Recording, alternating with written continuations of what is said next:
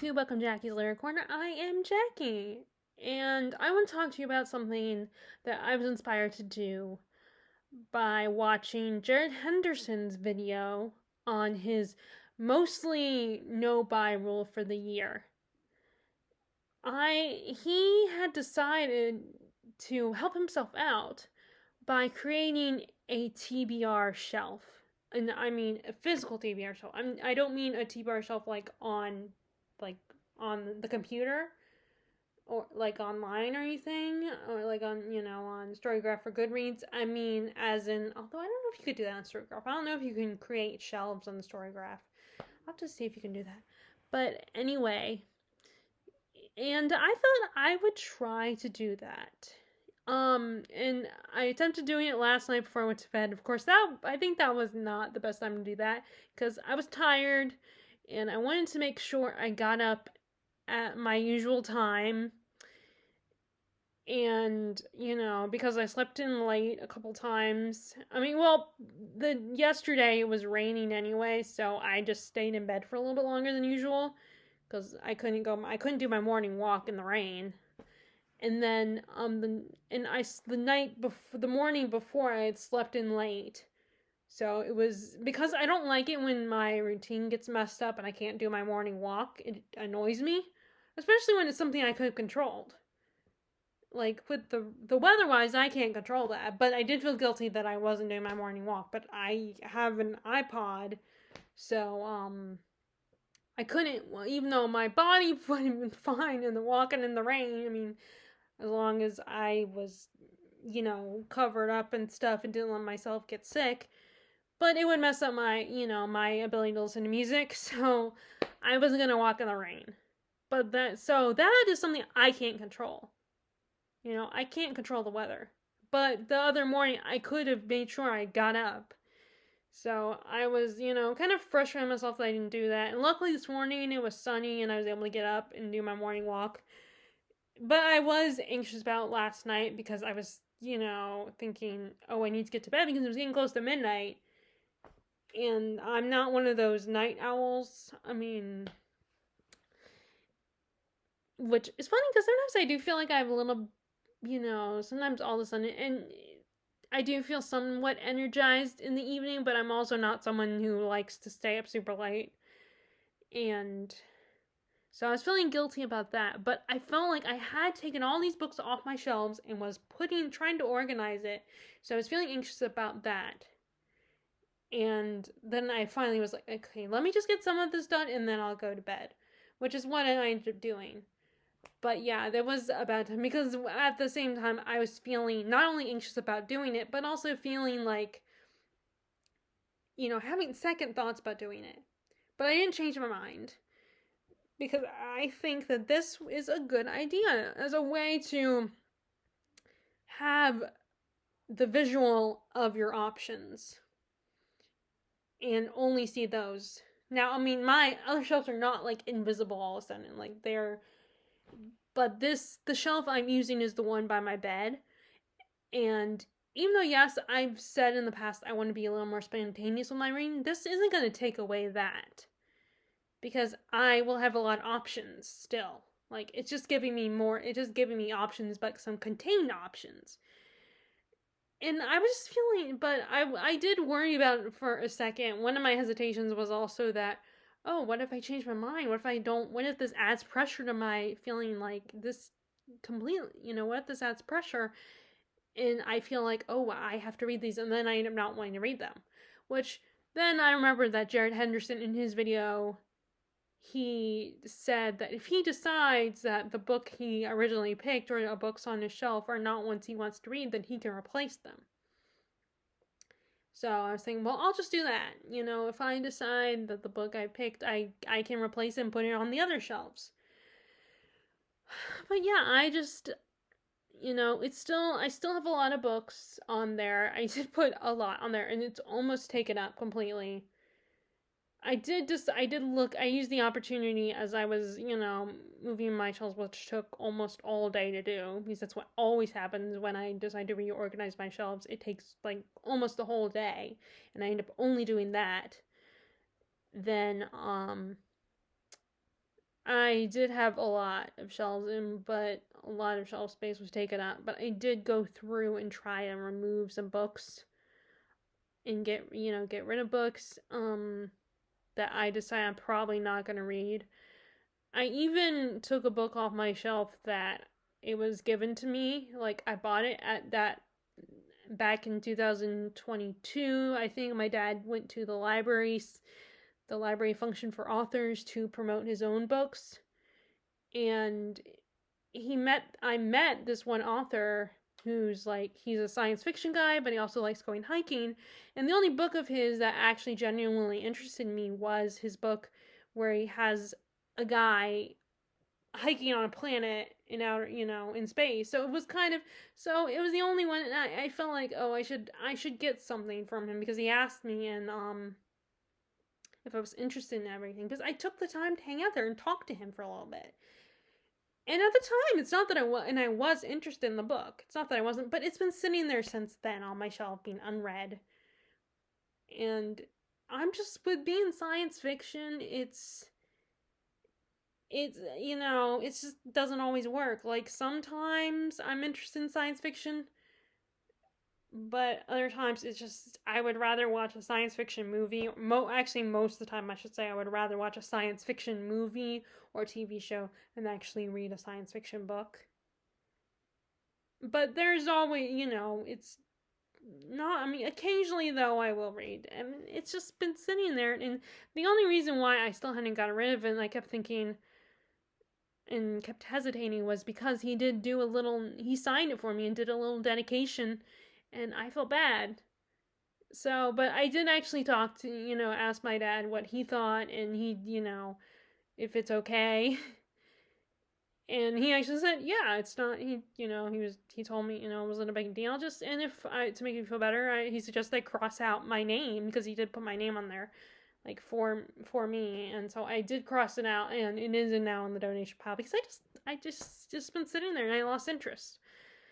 So yeah, that made a little bit of a dent. But I still am, still pretty full. And I just gotta try. It's so hard, though, to get rid of, because there's a lot of books that I read that I want to keep, because I enjoyed them,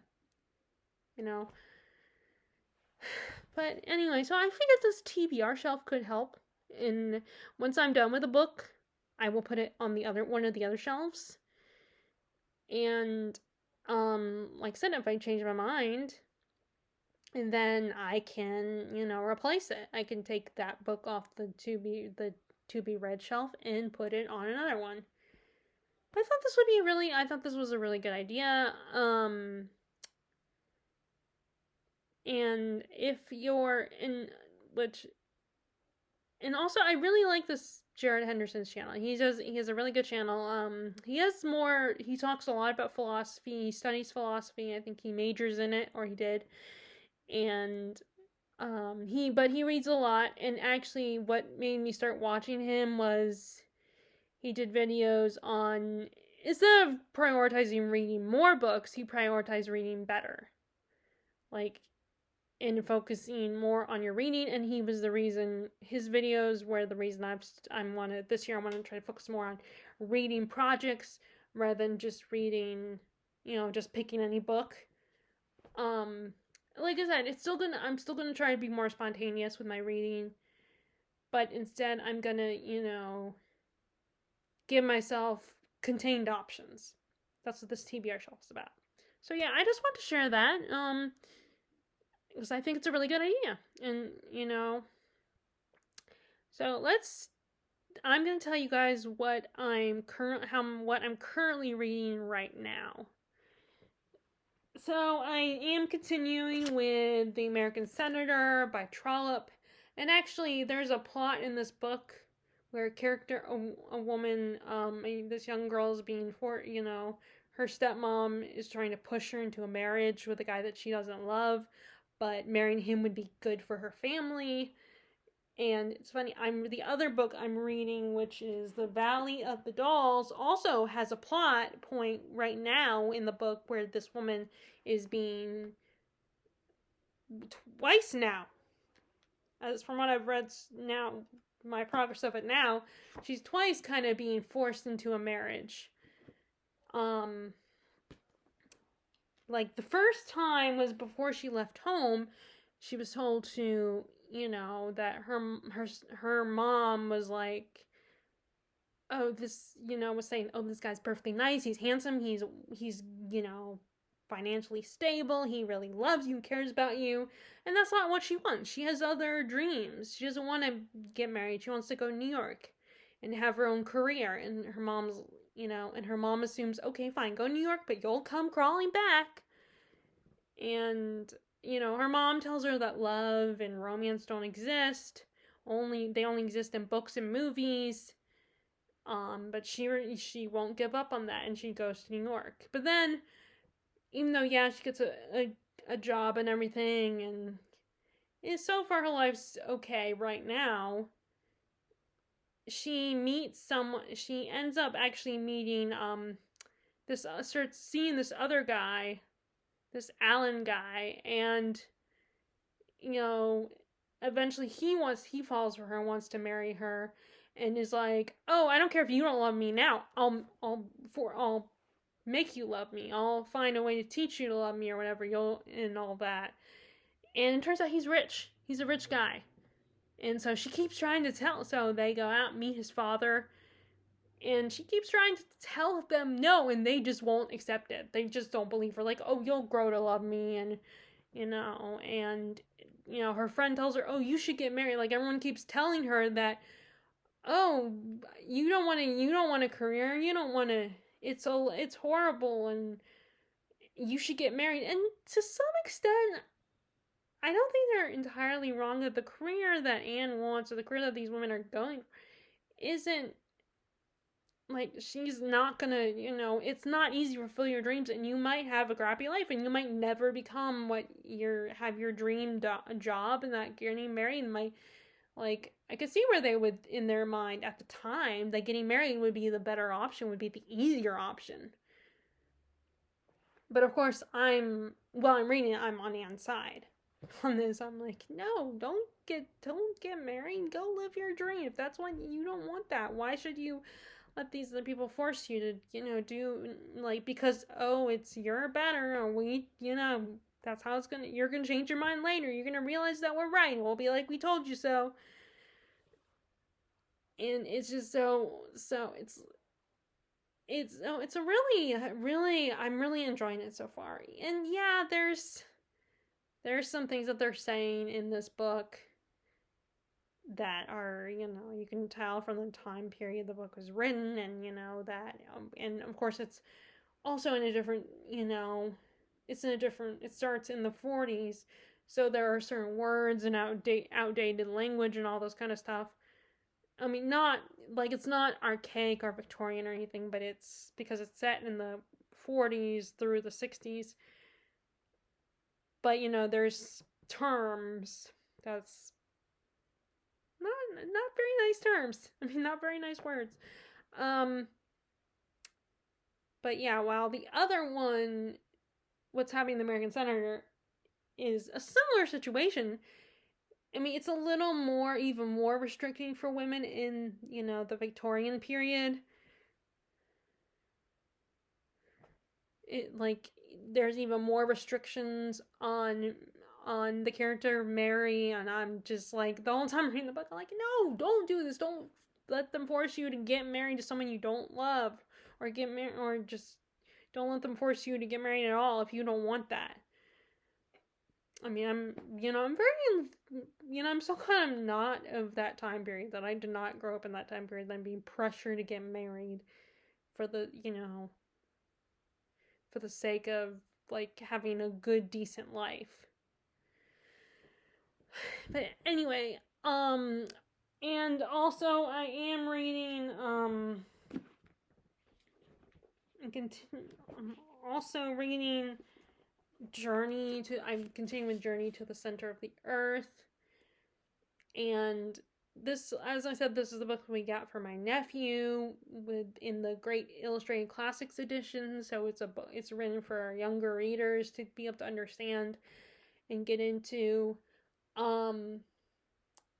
And I like Jules Verne. So far, I've liked what I read, but at the same time, it's a lot of scientific talk that's hard for me to get into. So this is where it's mixed.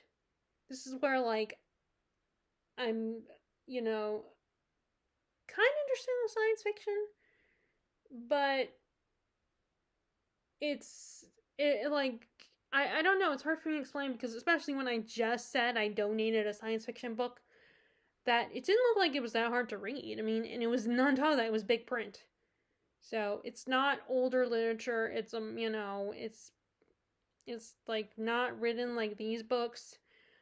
But I don't know. At the moment, but I just eventually lost interest in that book, so that's why I'm donating it. But this is so in case there's a possibility you don't know. So we have our main character Harry, and he is living with his German uncle, who is a bit of a scientist and a geologist and a mineralist, and and he discovers a Icelandic cryptograph and is trying to interpret it. And then when Harry ends up figuring it out, interpreting it himself, and it turns out it is a map that leads to this other world in the center of the earth. Now Harry doesn't want to go. He's kind of scared about going. He doesn't want to go, but his uncle is like hyper focused on that idea. He's and he's excited and passionate and wants to go on this adventure. And Harry is has become his assistant, and so Harry is forced to come along on this adventure, and he got into Iceland and leave his nice cushy life, his nice safe cushy life, leave the woman that he's in love with, who actually is his cousin, Gretchen. He's engaged to her, but the uncle's completely unaware of this and oblivious to it because he's so focused on his discoveries. And I'm off to the point where they've gotten there and they are getting ready to travel into the supposedly extinct volcano to the center of the earth. Now I'm wondering if there is a movie adaptation before the one that came out in the early 2000s. I think it was the one with what is his name? The guy from for some reason I can't think of his name. Brendan Fraser and Josh Hutcherson. I have not seen that one, but I'm wondering if there was a movie that came out before that one, movie adaptation that based on this, because that one is kind of meta because it's like this book is real, and I mean they include this book in the story, and they're trying to